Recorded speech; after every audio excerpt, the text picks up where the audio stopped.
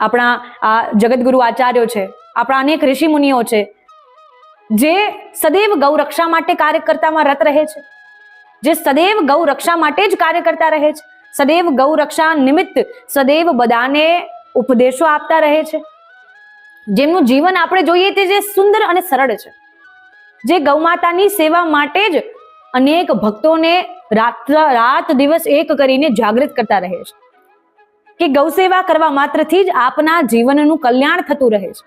પોતાની સંપૂર્ણ દિનચર્યા, પોતાની જીવન શૈલીને સનાતન ધર્મને સમર્પિત કરીને આ પ્રત્યેક ભારતીયોને, પ્રત્યેક દેશવાસીઓને સમજાવવા માટે પદયાત્રા ઉપર નીકળી પડે છે.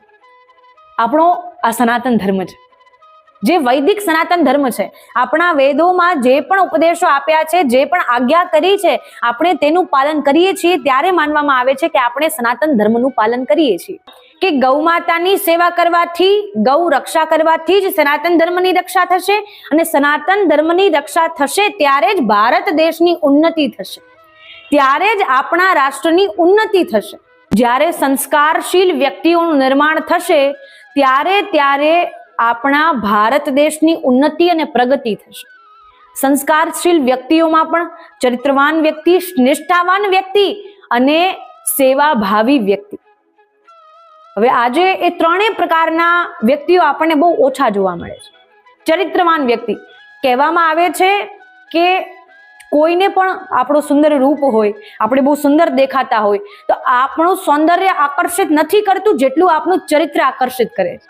કે સૌંદર્ય તો કેવલ દ્રષ્ટિને ખેંચે છે, પરંતુ આપણું સુંદર ચરિત્ર હોય તો એ તો સામેવાળાના હૃદયને ખેંચે છે, સામેવાળાને આપણી તરફ આકર્ષિત કરે છે. તો ક્યારે કરશે? જ્યારે આપણો આજનો યુવા એ ચરિત્રવાન બનશે ત્યારે.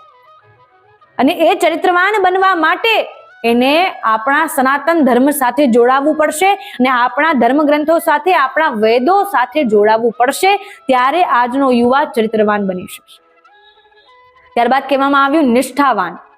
આપણા સનાતન ધર્મ પ્રતિ આજે આપણા દેશની નિષ્ઠા શું છે, આપણા પ્રત્યેક ભારતવાસીની નિષ્ઠા શું છે, તે મહત્વની ગણવામાં આવે છે. કે આપણે ઉપરથી તો કહી રહ્યા છીએ સનાતન ધર્મ પુનઃ સ્થાપિત થાય, હિન્દુ રાષ્ટ્ર બની જાય, આ પદયાત્રાઓ નીકળે તેમાં મારે જવું છે, તેમાં મારે સહભાગી બનવું છે, ઉપરથી બધાને કહી રહ્યા છીએ, પરંતુ મનમાં કંઈક જુદા ભાવ છે.